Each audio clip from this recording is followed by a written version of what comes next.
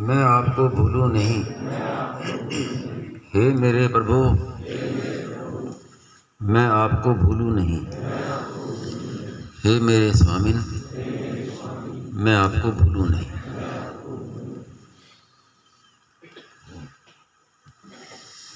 स्वामी जी महाराज का आज का मुख्य विषय था कि हम ये देखते हैं कि हमने कितना साधन किया, लेकिन ये नहीं देखते कि बाकी कितना रहा। साधन के साथ साथ असाधन भी होता है, तभी साधन की जल्दी सिद्धि होती नहीं। भगवान को अपना मानते हैं, साथ में संसार को भी अपना मानते हैं। तो भगवान तो अपने हैं ही, नहीं माने तो भी अपने हैं, माने तो भी अपने हैं। तो खास ध्यान देना है संसार से संबंध विच्छेद पर। भगवान का संबंध तो सदा अनादिकाल से है ही, उनका अंश है, लेकिन जिससे संबंध नहीं है उसके त्याग पर जोर देना है, तब ये साधन जल्दी सिद्ध होगा। अगर हम अपने साधन को देखते रहेंगे तो जल्दी सिद्धि नहीं होगी। अब कहते हैं भी हमने आज सुबह 1 घंटा साधक संजीवनी पढ़ी तो 2 घंटा पढ़ी, उस पर ज़्यादा ध्यान रहता है। बाकी समय क्या किया ये ध्यान कम रहता है। वो ध्यान रहे तो बहुत जल्दी आगे बढ़ेगा व्यक्ति।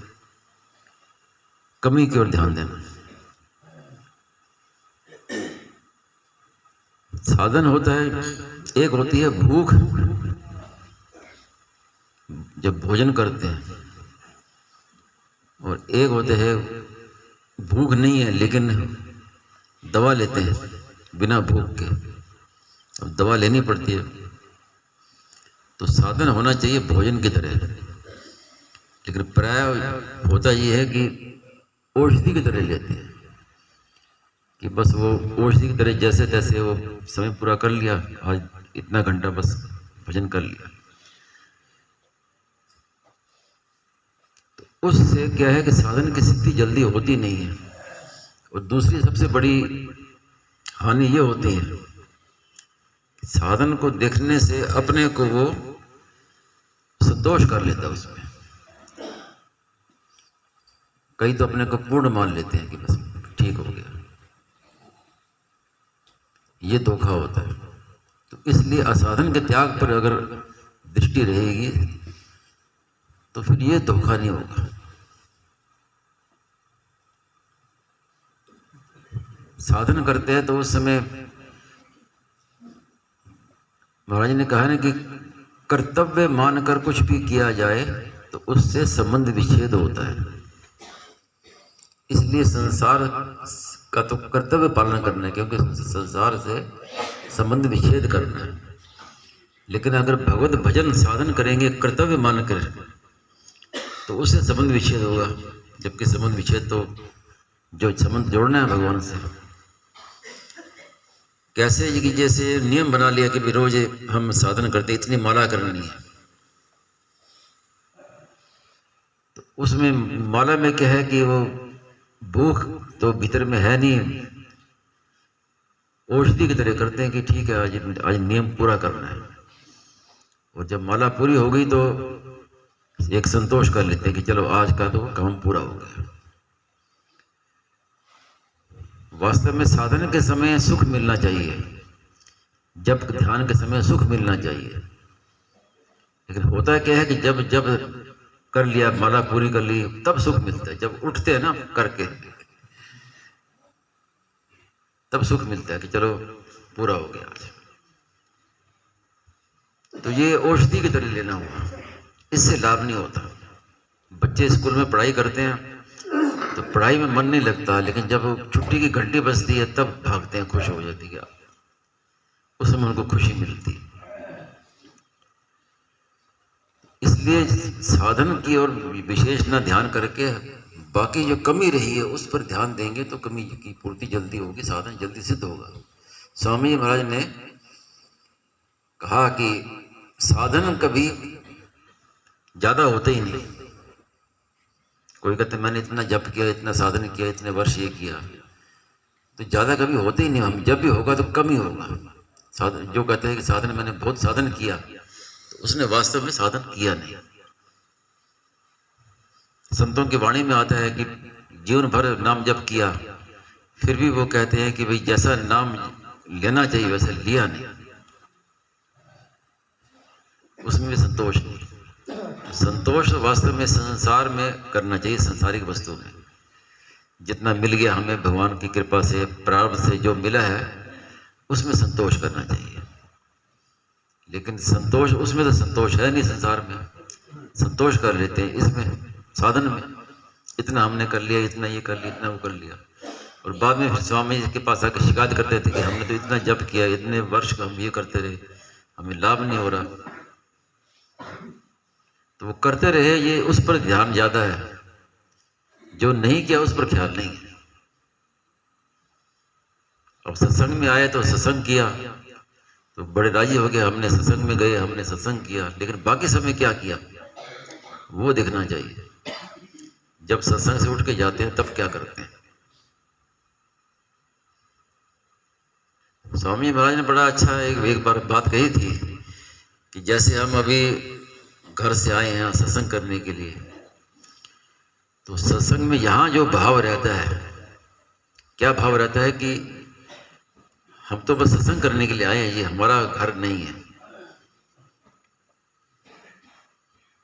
मन में रहता है कि अब अपने घर जाना है, और घर चले गए, अब घर में आ गए, सत्संग करके आ गए।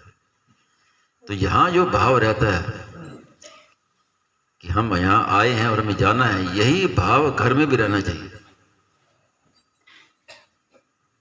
तब असली सत्संग हुआ।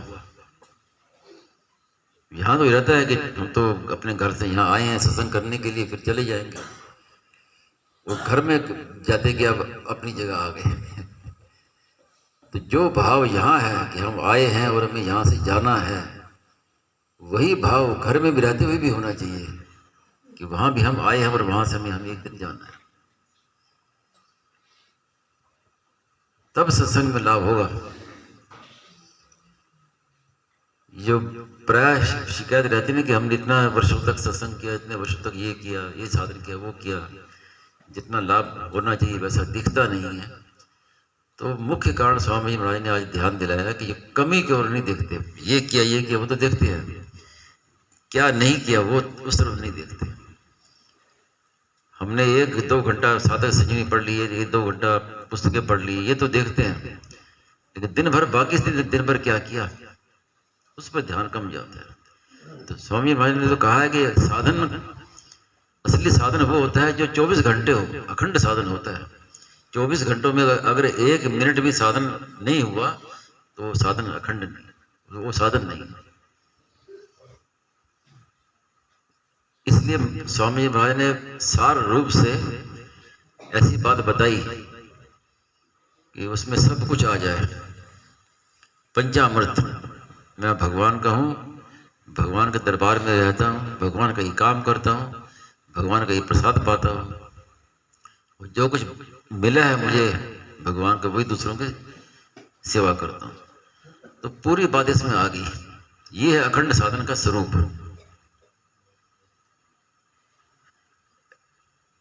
साधन में सबसे बड़ी बाधा ये साधक की लगती है कि वो 2 विभाग कर लेते हैं कि ये तो काम, ये तो सामने साधन किया और ये अब घर का काम, ये काम संसार का है। तो 2 विभाग नहीं, एक ही विभाग करना है कि जो कुछ करना है साधन ही करना है, उसके लिए ये पंचामृत है। स्वामी महाराज से किसी ने प्रश्न किया कि घर का काम करते हुए भगवान का भजन कैसे करें, तो स्वामी जी ने कहा कि आज से ये निश्चय कर लो कि घर का काम करना ही नहीं है। यही बात है खास, जो करते हैं भगवान के लिए करते हैं, भगवान की प्रसन्नता के लिए करते हैं। तो 24 घंटे साधन, अखंड साधन रहते हैं तो भगवान के दरबार में रहते हैं, चाहे यहाँ रहें चाहे वहाँ कहीं रहें। तो मूल बात यही है कि